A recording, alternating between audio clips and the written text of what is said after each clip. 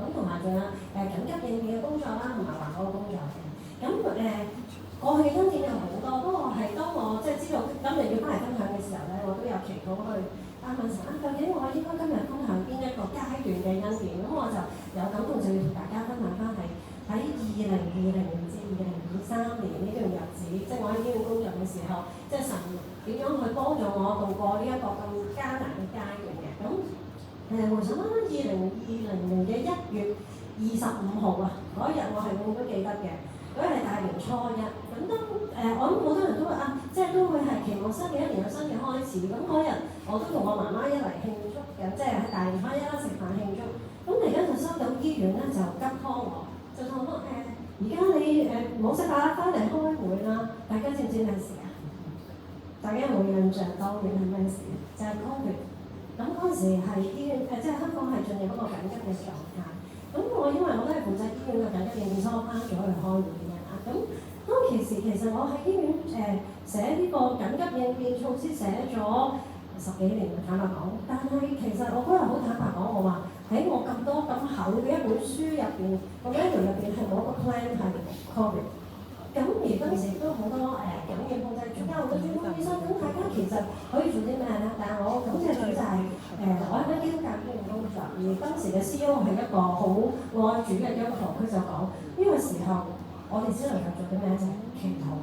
咁亦都係嗰一刻開始，我都復興咗，其實係嗌醒咗我。其實原來你人算不如天算，即係我相信就神真係掌管人，真係好渺小。咁我唯有真係祈禱。由嗰陣時開始復興咗我祈禱嘅生活，真係讓我每日翻工之前先祈禱，因為太多嘢係人係控制唔到嘅。咁我記得嗰陣時我第一個最面對嘅困難就係頭先講過，我係負責醫院嘅後勤支援部門啦。咁部門個當時有一個離職潮，因為嗰陣時大家對 COVID 嘅認識好少，有班前線嘅同事同我講，我哋要遞信你，因為命仔緊要。而我冇嘢可以做，我點樣阻止人哋？如果佢哋有咩事，我賠唔翻個老公俾人哋，賠唔翻個老婆俾人哋嘅。咁我就真係覺得嗰刻我除咗祈禱，我真係冇嘢可以做。但係當然，我相信神真係信實嘅，佢係聽我哋祈求。而我相信佢唔單止聽咗我祈求，亦都聽咗我醫院好多嘅基督徒嘅主管去祈求，就係神奇嘅事就發生，神真係介入。嗰刻就係無端端係感謝主啊！就係安排咗有一間叫供應商係口罩嘅，唔係口罩嘅供應商，話係製造口罩機嘅供應商，同埋一個消毒機械人嘅供應商，真係安排咗俾我哋，佢主動聯絡我哋就咁。而嗰刻我就好開心，即係我真係感謝神，因為呢啲嘢唔係有錢就買得到，亦都唔係一定係做得到。咁就喺嗰陣時間我可以好對住我班前線同事講，你哋唔使擔心啦，你唔使擔心冇口罩翻工，因為我哋自己去做生產線，自己去做口罩。我話你哋唔需要再擔心入去醫院嘅病房度做清潔工作，因為我知你哋驚好擔心，我而家揾機械人同你哋消毒咗先，消毒咗完咗，你哋先至入去清潔。於是就第一關就係咁樣，係好有恩典之下過咗。嗰陣時令我真係好經歷到就係、有一句經文就係若非耶和華建造房屋，建造嘅人就枉然無力；莫非耶和華看守城池，看守嘅人就枉然警醒。係我好深刻嘅，因為其實真係耶和華建造，耶和華幫手看守嗰一刻我先至可以同我班同事經歷咗第一個難關。但係於是我哋就安穩咗落嚟啦，叫做咁。但係事情未完喎，就大家就去到2022年嘅年頭啦。咁當大家都以為可以，即係可能啲嘢都穩定咗落嚟嘅時候，大家應該記唔記得就係疫情嘅第5波。咁今次我要面對嘅咧，就再唔係啲姐姐或者啲叔叔要去辭職啦，唔係，而係佢哋想翻工都翻唔到咯，因為個個中晒 COVID，又或者都要隔離。咁而嗰陣時真係我更加覺得就係冇嘢可以做到。其實就係我部門原本係應該有400幾個同事係要翻工嘅，即係咁。但係嗰陣時係最高峰期，我計過有97個同事全部翻唔到工。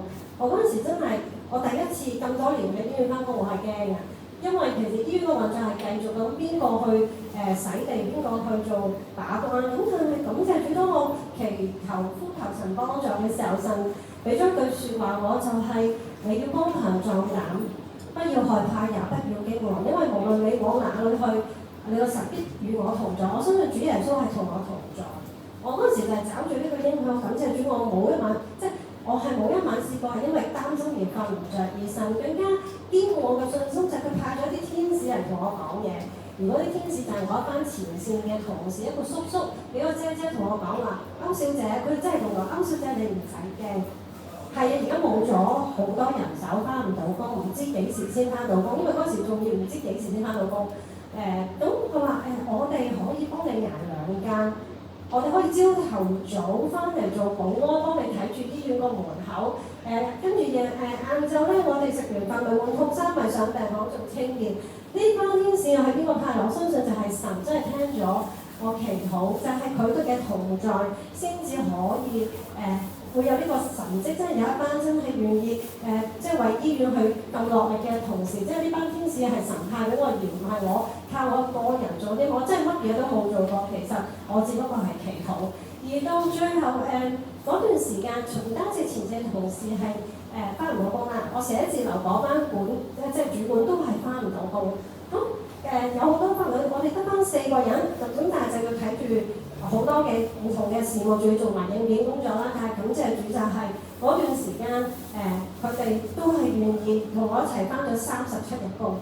真係我好記得嗰陣時，因為我哋要 cover 埋其他嘅人，但係佢哋都冇中到 COVID。我嗰度相信呢個神就係真係個承諾，佢係信實㗎。佢話嗰個知同我同行就真係同我同行，同埋我更加感謝主嘅就係喺5波嘅疫情入面，我其中有祈過禱嘅就係我唔可以中 COVID 啦，我中 COVID 翻唔到工㗎。即係，但係我相信神真係應許到我到最後5波疫情過咗，我真係冇中過 COVID。我即係感謝主，即係神讓我可以經歷到呢個神蹟奇事嚟嘅，同埋都讓我可以緊守呢個崗位。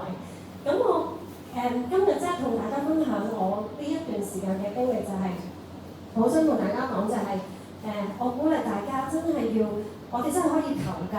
即係其實神係會聽禱告，如果你真係順著佢嘅意思去，即係佢嘅旨意去求，神真係會應許。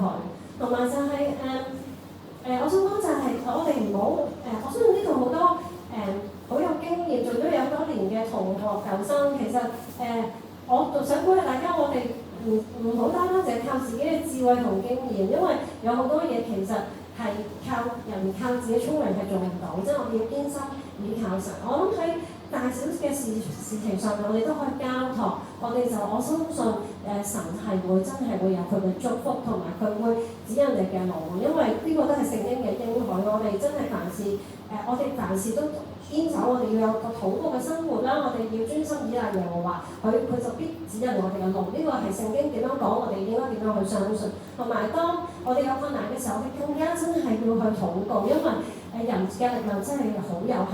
當我哋祈禱嘅時候，神都係應許嘅。其實就係我哋禱告，其實佢會聽嘅，我哋祈求就會尋見。同埋佢應許過，當我哋專心祈禱嘅時候，其實我哋係唔需要驚嘅，因為佢會賜我哋出人意外嘅平安。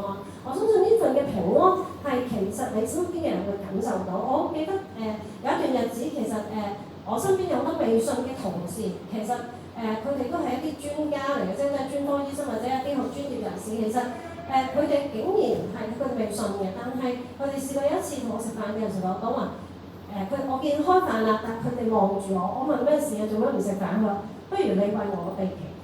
即係我相信佢哋係喺規律，我身上唔係見到我啲咩咧，佢哋3個都叻過我㗎，但係佢哋睇到神喺我身上面真係有保守住我嘅工作。我希望即係我哋得到嘅祝福都可以成為別人嘅祝福，喺職場上面作好嘅見證。最後我都想講翻就係我人生最大嘅恩典就係我係安處呢度，神安排咗我入到安處嘅。其實當然我唔係因為佢係基督教學校而入到嚟，但係神揀選咗我，俾我嚟到呢個安處。頭先我分享嘅時候用咗好多嘅經文，呢啲經文唔係我喺教會度學翻嚟，就係我嚟到一間基督教學校，好重視基督教嘅教育。我一嚟到就被迫要上聖經班，亦都背咗好多聖經金句，但我冇諗過呢啲聖經金句到今時今日幾十年後，今日仍然成為我每日翻工做人嘅幫助。同埋我更加感恩就係我可以喺頭先同我分享過，我哋有福音箱之後，我亦都喺安處度信咗主耶穌，即係呢個一定係我最大嘅恩典。並且我後期喺安處嘅傳光禮入邊，即係我係好清楚嗰陣時神真同我講你要傳福音，呢一個我係好記得。咁我亦都即係我感謝主嘅使用啦。咁我亦都鼓勵大家真係我哋要薪火相傳啊！我相信安處係做得到嘅，係啊，感謝主，將一切皆是恩典榮耀全歸上帝。OK。